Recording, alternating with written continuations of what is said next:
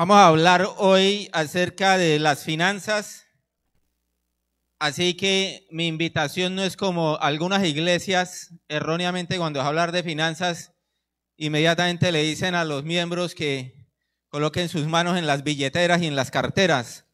Yo los voy a invitar a que coloquen sus manos en la Biblia, que es lo que vamos a estar analizando y mirando el día de hoy. ¿Listo, hermanos?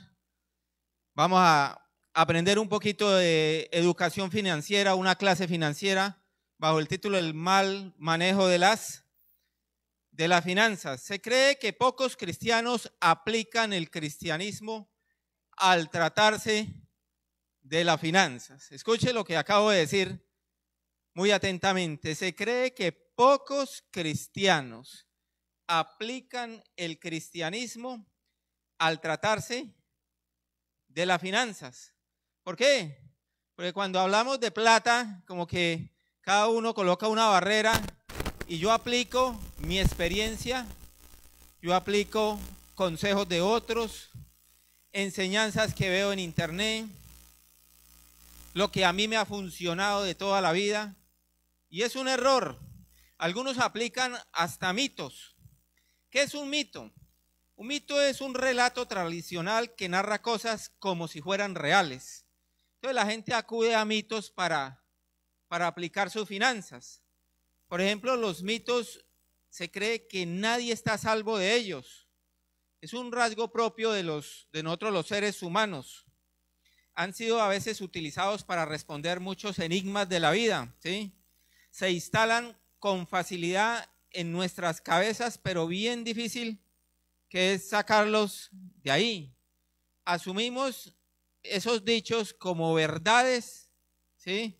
Como algo cierto, y no solo no podemos combatirlos, sino a veces los reproducimos. Por ejemplo, en cuanto a la gripa, pudiéramos decir que cada uno tiene una solución y un remedio específico, ¿cierto? Pero en cuanto a las finanzas, resulta que hay muchos mitos financieros. Yo le voy a leer algunos de ellos, que de pronto usted va a decir, uy, pero ese me ha funcionado, ¿no? Pero le voy a leer algunos mitos financieros que hay. Dice, tú no vales nada sin dinero. Tener crédito es tener dinero extra. Tener un presupuesto es complicado e innecesario.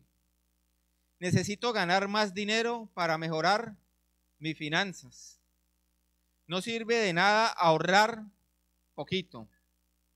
Entre más gana, más gasta. Aprovechar las ofertas es una gran manera de ahorrar. El dinero no compra la felicidad. Quien no se endeuda no tiene nada. Siempre es mejor comprar que alquilar. El que no sabe lo que debe, no sabe lo que tiene. Y aquí hay que aclarar que puede ser que a alguno le haya funcionado, pero mi obligación aquí desde el púlpito es una sola: crear principios bíblicos de mucho conocimiento de nosotros en ustedes. Principios financieros que trae la Biblia y sobre los cuales, no sobre los mitos, sobre los cuales nosotros debemos caminar para que no ocurra la frase que dije al principio, que se cree que pocos cristianos aplican el cristianismo al tratarse de las finanzas. Y son muy importantes. 7 de las parábolas que dijo Jesús tenían un contenido financiero. Es algo interesante eso, ¿no? Hay una frase muy conocida de la Biblia, un versículo que dice que de Jehová es la tierra.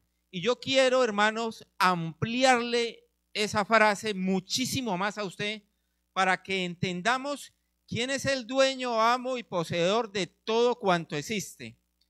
Deuteronomio 10:14 dice, he aquí de Jehová tu Dios son los cielos y los cielos de los cielos, la tierra y todas las cosas que hay en ella. Cuando dice este versículo y todas las cosas, se está refiriendo a la totalidad, a la integridad, a lo entero, a lo abundante, a todo lo que usted ve lleno en esta tierra, todo eso es de Dios.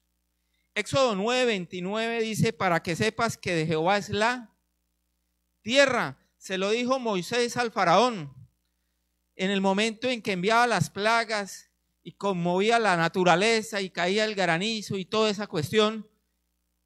Moisés le dice al faraón, para que sepas que de Jehová es la tierra, para que usted entienda que toda la naturaleza que hay y lo que sucede es de Jehová.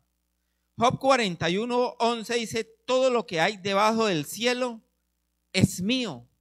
Y ahí se está refiriendo a dos cosas importantes con eso de que todo lo que está debajo del cielo es mío. Uno, que todos los cuerpos celestes que usted ve y que no vemos, o que por medio de la tecnología se puedan observar, son de Dios.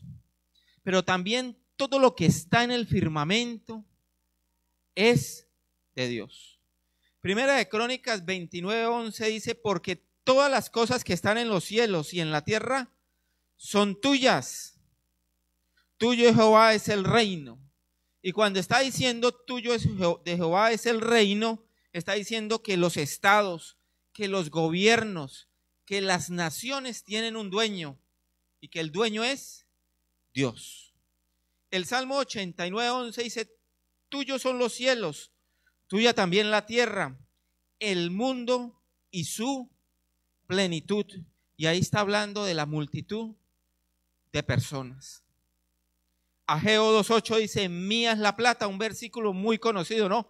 Mía es la plata y mío es el oro. Implícitamente pudiéramos decir también, no solo la plata, el metal y el oro, sino el dinero, el recurso económico es de Dios. Y ahí se lo está diciendo Dios a todas las naciones. ¿De quién es el dinero?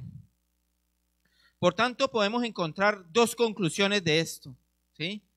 Que la totalidad, que la naturaleza, que los cuerpos celestes, que el firmamento, que los reinos, los gobiernos, la multitud, el dinero, todo es de Dios. Y las dos conclusiones es que el dueño hace con sus bienes lo que él quiere y que nosotros a lo mucho podemos ser mayordomos y que la Biblia dice que el mayordomo debe ser encontrado o ser hallado siendo ¿qué? Fiel, siendo fiel. Y lo otro que podemos concluir de estos versículos, que todo proviene de Dios. Todo lo que tenemos en nuestra billetera, en el banco, en nuestros recursos económicos, provienen de Dios. Proverbios 10:22 dice, la bendición de Jehová es la que enriquece y no añade tristeza con ella. Otra versión dice, la bendición de Jehová es riqueza que viene libre de preocupaciones. Y ahí es algo interesante porque a veces decimos, un poco de dinero evita las preocupaciones, pero a veces mucho dinero las atrae, ¿sí o no? Las puede atraer. Deuteronomio 8:18 dice, sino acuérdate de Jehová tu Dios, que Él te da el poder para hacer las riquezas. O sea, todo cuanto tenemos proviene de Dios. En una ocasión estuve en Chicago, en Estados Unidos, y a Chicago la atraviesa un río. Y en el río un hombre llamado Donald Trump, muy conocido, le dio por hacer un edificio de 100 pisos ahí metido en el río. Y lo interesante es que él coloca a mitad del edificio un letrero gigantesco que dice Trump. Y él piensa que ese edificio, que el río, que la ciudad es de él. Pero aquí es algo interesante, debemos entender que todo proviene de Dios y que si alguien tiene riquezas, Dios le ha dado el poder para que las tenga. En la introducción del folleto dice algo muy importante, que hay varios tipos de finanzas. Hay unas finanzas que son internacionales, es ese flujo de dinero que pasa de un país a otro, las transacciones que se hacen entre países, ¿sí? El Banco Mundial, por ejemplo, dice que los 3 países más endeudados en el mundo son Egipto, Etiopía y Ghana. No está Colombia entre los primeros 15, pero Egipto, Etiopía o sea, son países que le deben a la banca mundial y que le deben a otros países comercialmente. Hay otro tipo de finanzas que son las corporativas, ¿sí? Que son esas decisiones monetarias que se dan en las empresas. Hay un tipo de finanzas que son las públicas, las que manejan los gobiernos y con las cuales nunca estaremos de acuerdo, ¿cierto?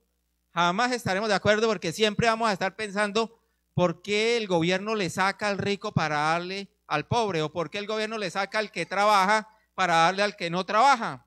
Pero de todos modos, Dios instituyó esos gobiernos y hay ese tipo de finanzas. Hay otro tipo de finanzas que es muy importante, que son las eclesiales, las que se manejan dentro de la iglesia.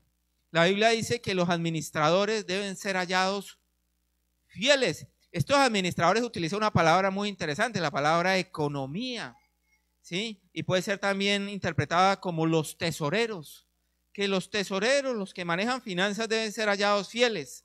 Y fieles significa que se pueda confiar en ellos. Así que las finanzas dentro de la iglesia deben ser manejadas de una manera correcta. Y por último, hay unas finanzas personales. Y estas finanzas personales, la importancia es que repercuten a nivel familiar. Y eso lo vemos día a día a veces en las parejas, ¿cierto? Hay parejas que nos ayudan a mejorar financieramente. Hay cónyuges que pasa lo contrario. Y en cuanto a las finanzas personales, y es donde nos vamos a centrar hoy, hay que mirar realmente mi situación económica, cómo está.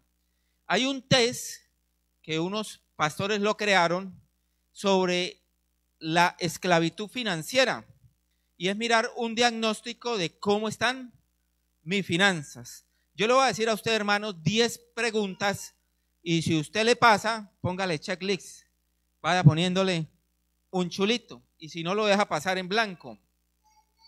Estos 10 puntos dicen: ¿está usted cargando todos los gastos a crédito por falta de fondos? No hay que hacerlo público, ¿no? Segundo, ¿ha pospuesto para el próximo mes una cuenta que debe pagar este mes? Tercero, ¿pide prestado para pagar los gastos fijos como el arriendo o algún servicio público? ¿No tiene ni la menor idea de cuánto debe? ¿Recibe notificaciones constantes de facturas que ya debió haber cancelado? ¿No logra ahorrar nada mensualmente? ¿Está pensando en sacar nuevos préstamos para pagar los viejos?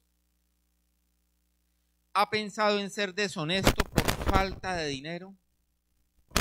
¿Discute con su cónyuge por causa del dinero? ¿Tiene dificultad en ofrendar en la iglesia? Espero que le haya ido muy bien en el test, hermano. De todos modos, debemos entender que hay gente pobre en esclavitud financiera, pero también hay gente rica, esclavos de la finanza, ¿sí? Y que el diablo a los primeros los esclaviza por la falta de dinero y a los segundos no los deja dormir por el exceso de dinero, ¿sí? Por el exceso de dinero. Y antes de ir a unos pequeños principios financieros bíblicos, hay que hablar de algo importante, hermanos, y es el recurso de dónde viene, del trabajo, del trabajo. Proverbios 13:11 dice: las riquezas de vanidad disminuirán, pero el que recoge con manos laboriosas las aumenta. El que recoge con manos laboriosas, ¿sí? Es curioso que hoy en día a los jóvenes, esta generación de jóvenes que estamos viendo, poco les gusta trabajar. Y cuando consiguen un trabajo, un jefe les llama tantico la atención, inmediatamente renuncian y se van a buscar otro trabajo, ¿sí? Y en cuanto a evaluar las opciones de trabajo, es importante también decir que no hay que buscar la opción que más dinero nos dé, ni tampoco en la que yo más descanse, ni que en la que yo sea algo más satisfactorio para mí, sino la opción de trabajo debería ser cuál da mayor gloria a Dios. Y a donde Dios me coloque, yo debo darle la gloria a Dios, porque va a ser la manera de recibir el sustento que Dios tiene para mí. Proverbios 14:23 dice: en toda labor hay fruto, mas las vanas palabras de los labios empobrecen. En toda labor hay fruto. Respecto al trabajo, alguien dijo algo muy sabio. El trabajo de un individuo significa primero el progreso de su familia, luego el progreso de su ciudad y por último el progreso de su país. Y los principios que vamos a ver es de esos recursos que Dios provee mediante el trabajo. Vamos a ver el primero: planificar. Planificar. Algo más que presupuestar, porque presupuestar es mirar gastos e ingresos.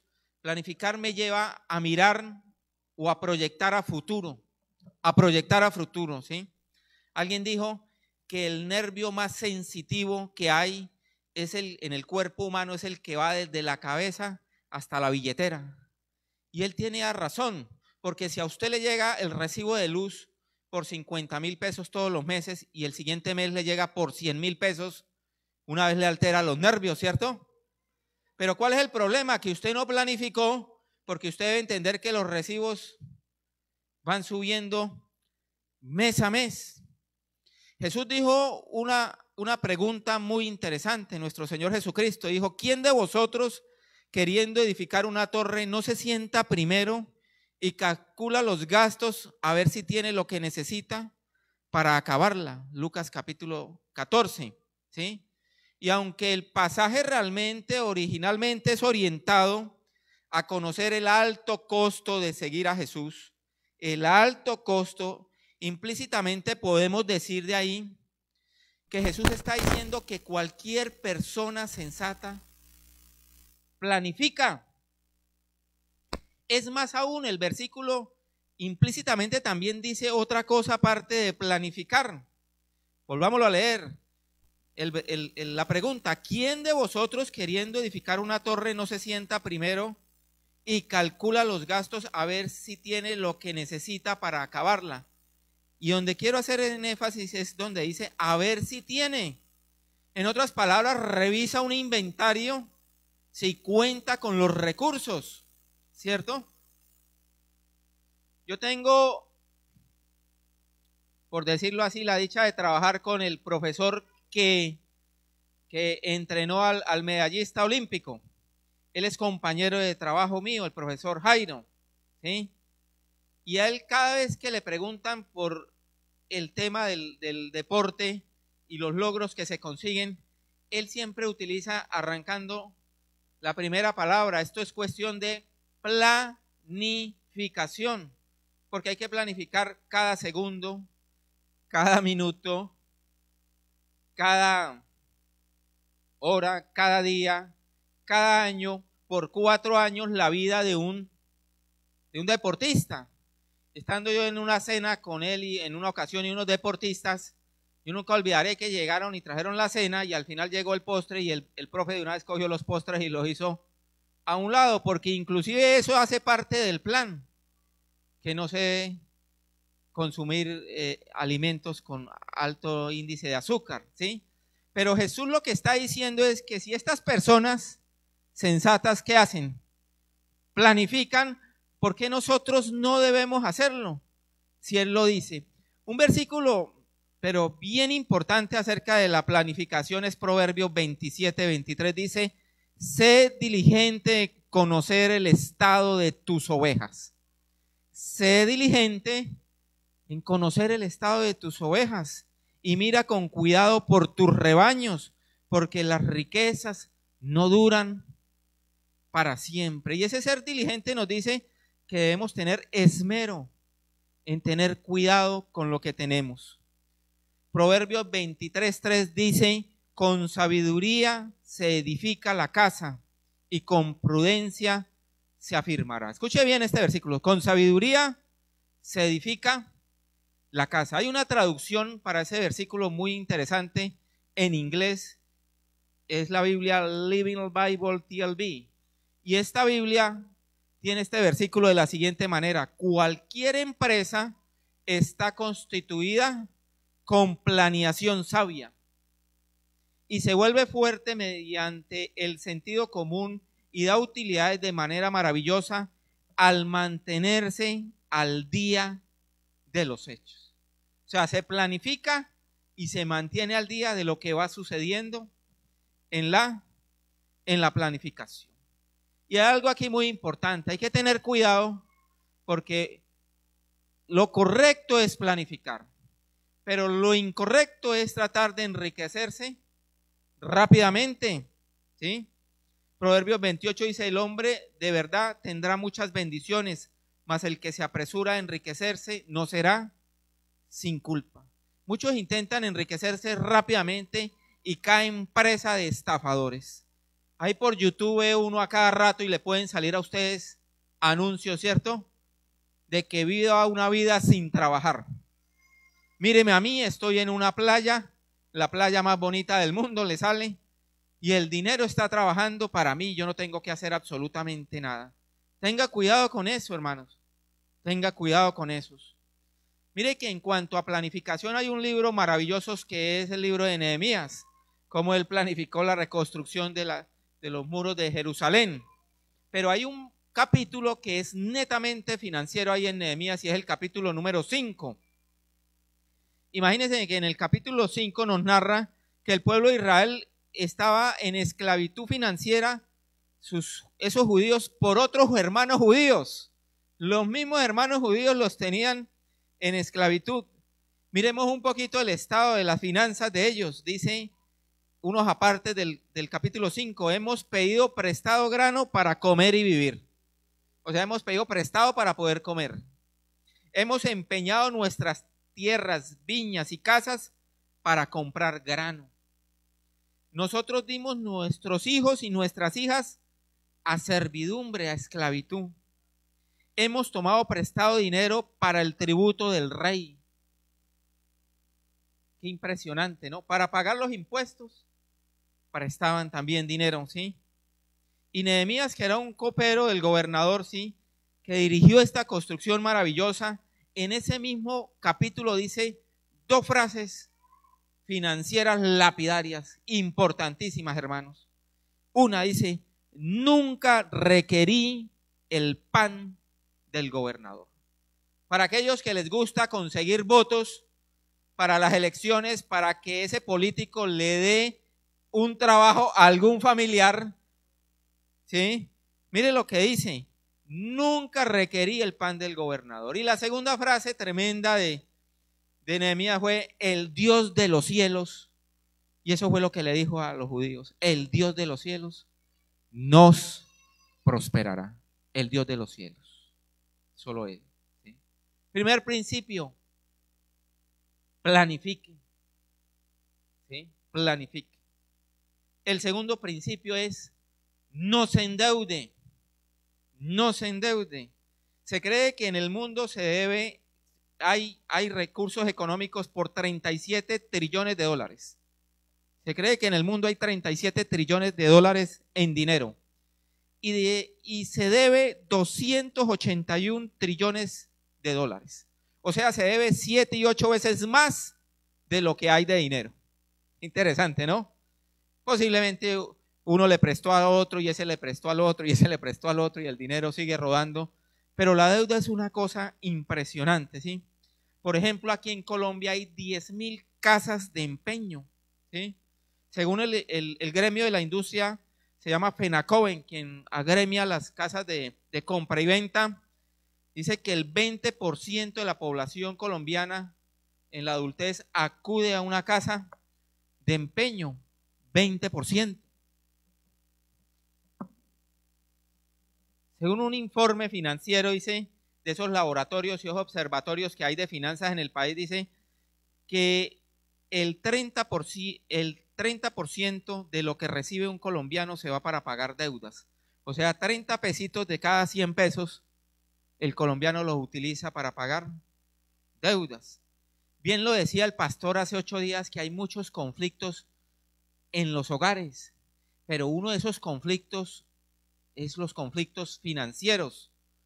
El índice de divorcio más alto se ha dado por la infidelidad, pero en segundo lugar están los problemas financieros.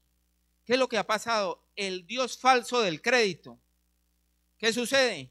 Queremos obtener las cosas que Dios nos ha dado con el crédito. Queremos obtener a veces, en muchas ocasiones, ver la provisión que Dios nos ha dado a través del crédito. Y hay que tener mucho cuidado con ese dinero plástico y su administración. ¿Por qué? Mire, hay tres tendencias con respecto al endeudamiento. Las deudas aprisionan, esclavizan y empobrecen. Proverbios 22:7 dice: el que toma prestado es siervo del que presta. La deuda es una forma de esclavitud.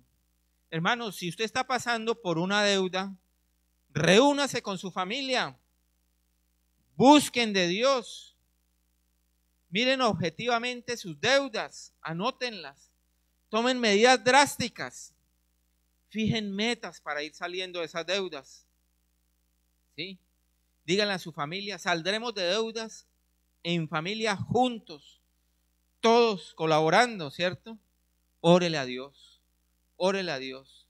Yo veo muy mal cuando los padres están llenos de deudas o con problemas financieros y sus hijos derrochando y con lujos.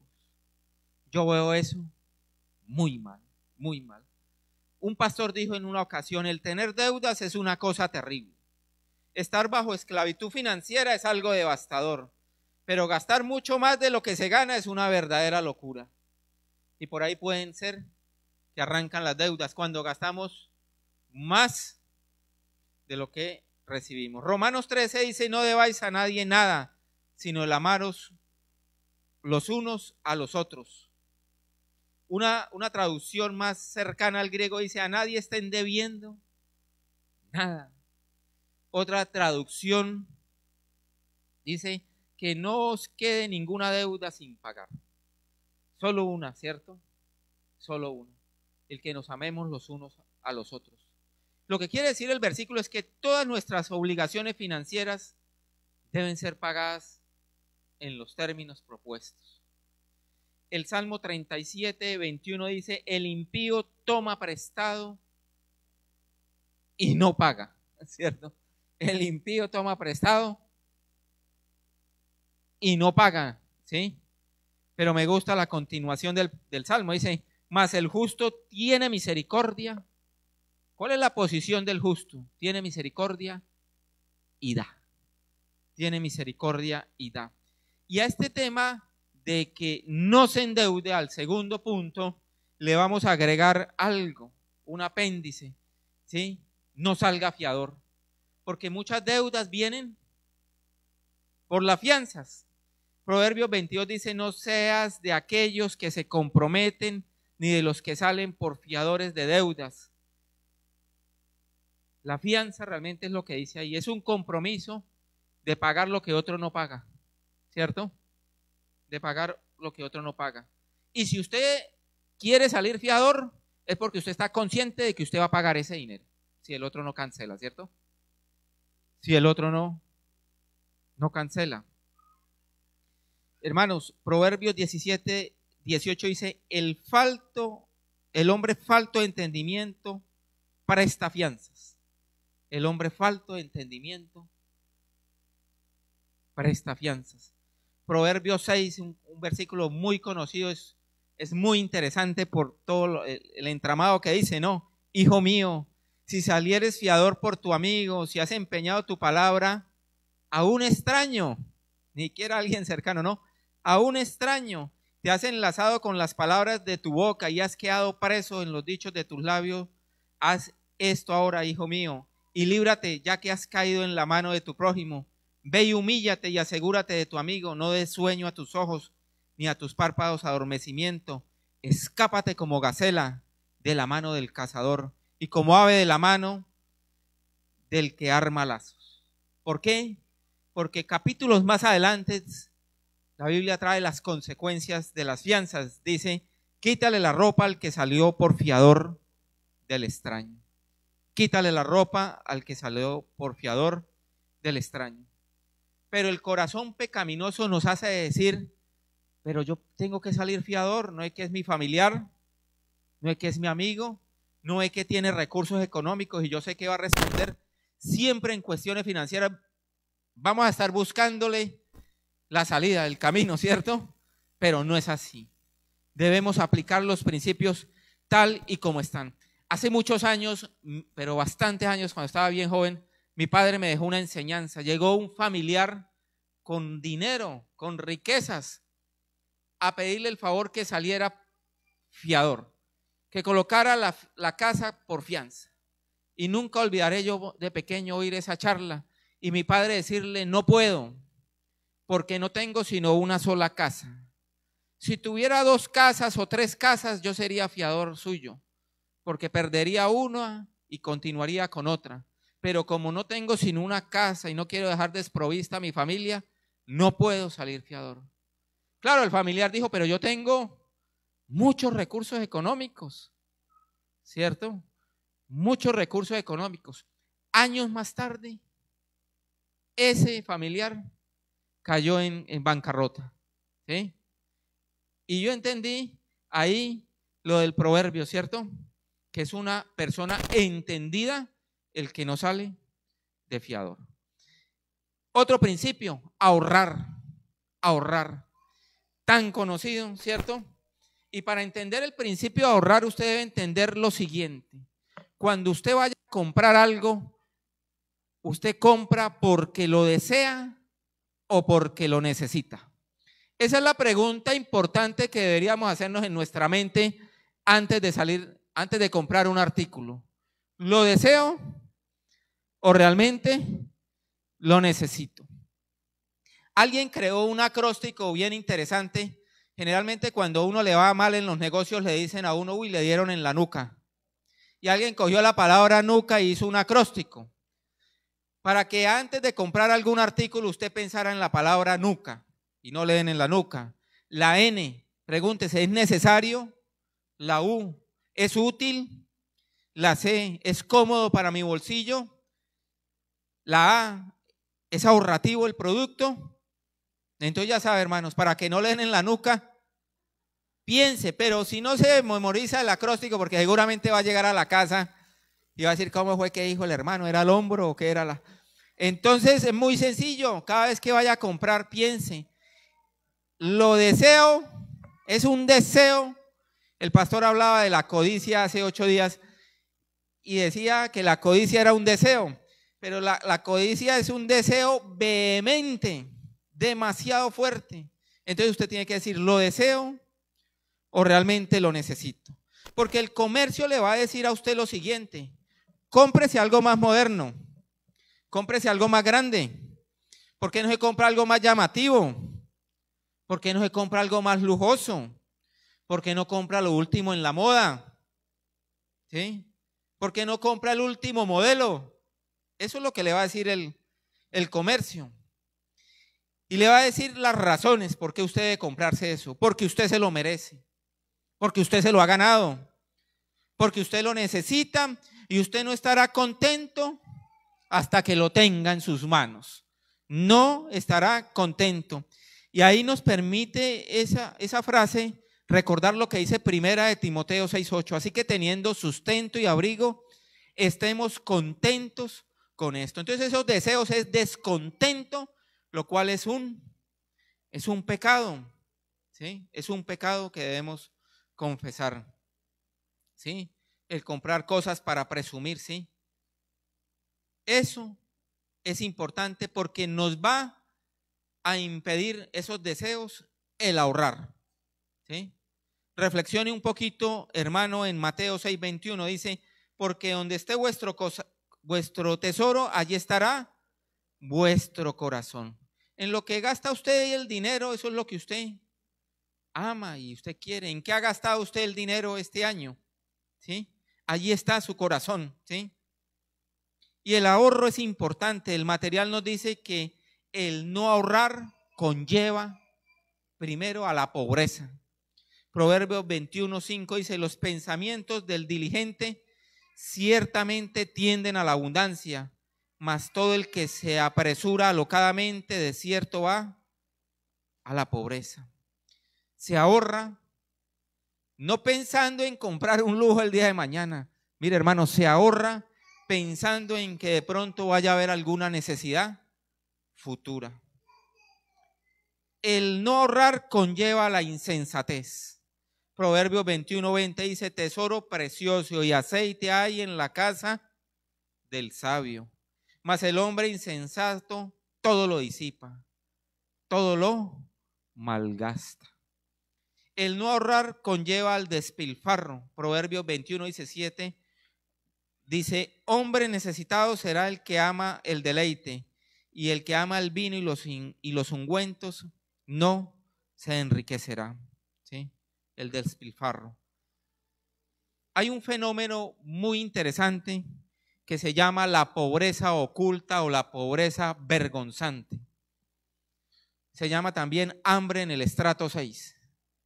La pobreza oculta o la pobreza vergonzante son aquellos ricos que tuvieron muchísimo dinero, que no ahorraron y todos lo malgastaron. Y ahora se les llama así, estar en pobreza oculta. Vivieron del qué dirán, no ahorraron nada, ¿sí? Trataron de vivir siempre en un nivel que sus finanzas pues no les daba, ¿sí? Y hoy esa pobreza vergonzante, a veces hacen programas de televisión y los entrevistan, ¿cierto? Y los llevan a decir ellos, literalmente, no tenemos nada que comer. Y un buen ejemplo de eso, y usted lo sabe, fue José. José, que ahorró 7 años de abundancia, porque después venían 7 años de escasez. Se ahorra para proveer para las necesidades. Lo hizo un hombre que pasó de ser extranjero a ser esclavo, a ser convicto, terminó siendo ministro de Economía, gobernador y mucho más, ¿sí? Por la sabiduría que Dios le dio. Hermano, sea sabio y hagamos como hizo José. Y el siguiente principio es honre al Señor con tus bienes.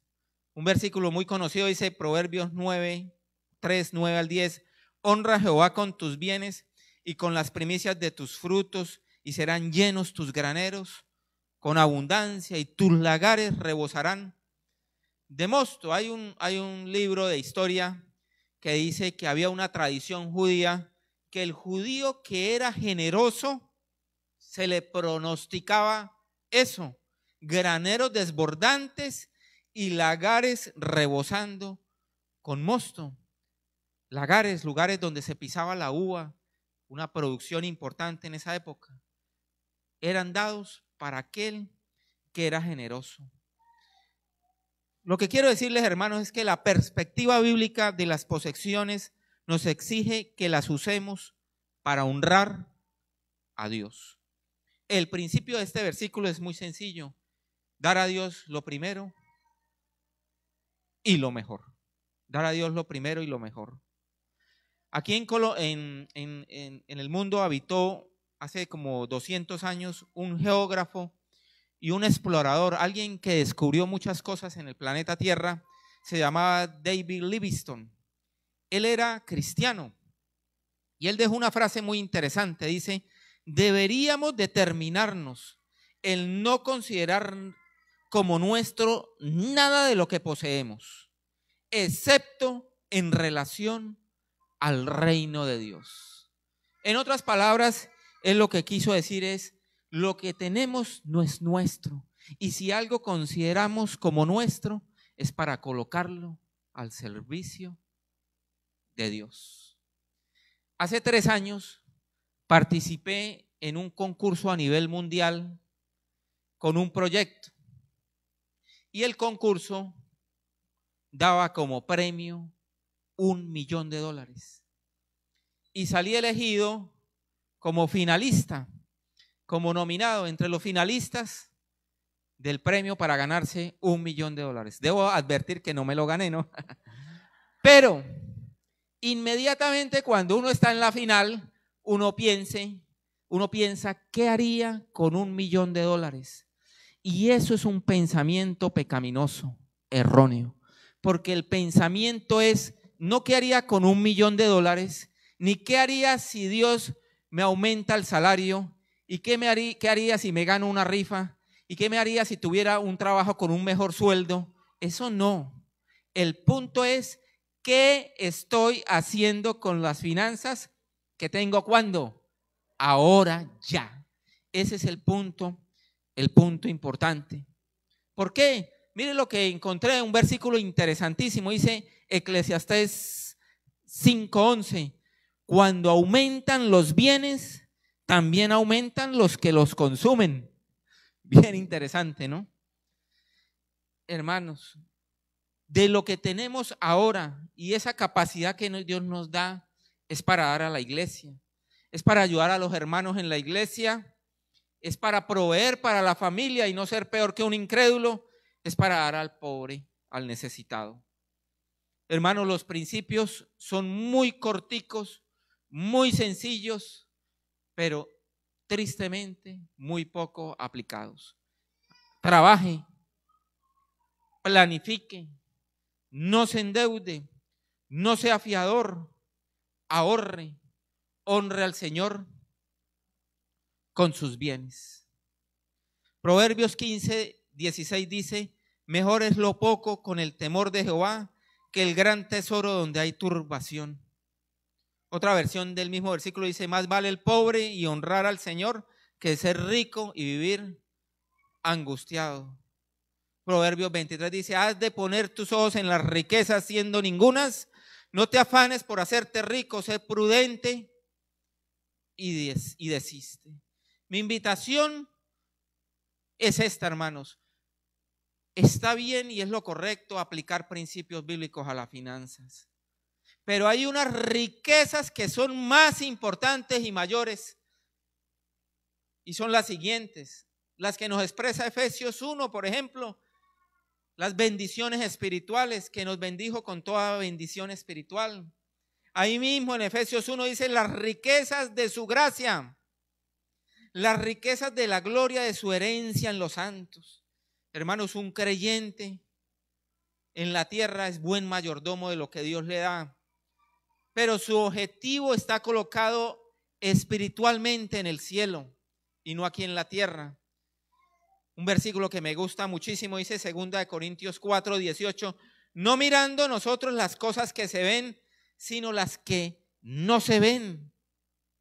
Pues las cosas que se ven son temporales, pero las que no se ven son eternas. ¿Dónde estamos mirando nosotros realmente? ¿Por qué?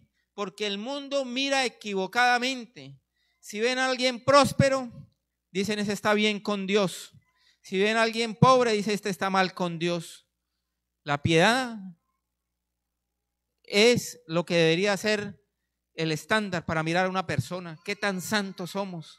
No qué tan ricos somos. ¿Sí? Proverbios 11:28 dice, el que confía en las riquezas caerá, mas los justos reverdecerán como ramas. Esa es la invitación, a ser buenos mayordomos, pero a estar mirando las riquezas espirituales. El Señor Jesucristo, para terminar, hermanos, dijo algo muy, muy interesante. Dijo, la heredad de un hombre rico había producido mucho. Y él pensaba dentro de sí diciendo, ¿qué haré? Porque no tengo dónde guardar mis frutos. Y dijo, esto haré, derribaré mis graneros y los edificaré mayores, más grandes, y allí guardaré todos mis frutos y mis bienes. Y diré a mi alma, alma, muchos bienes tienes guardados para muchos años, repósate, come, bebe, regocíjate.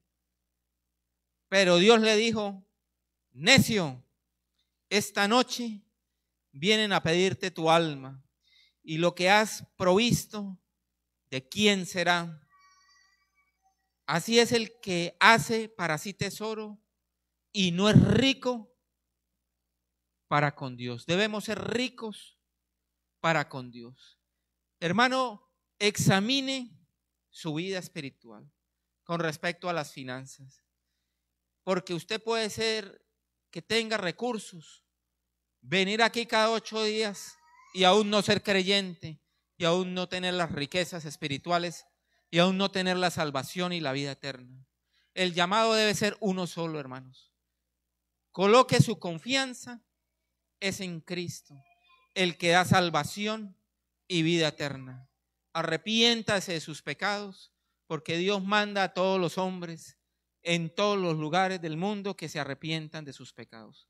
Ese es el verdadero llamado, y con eso quisiera que usted se fuera hoy para su casa en su mente.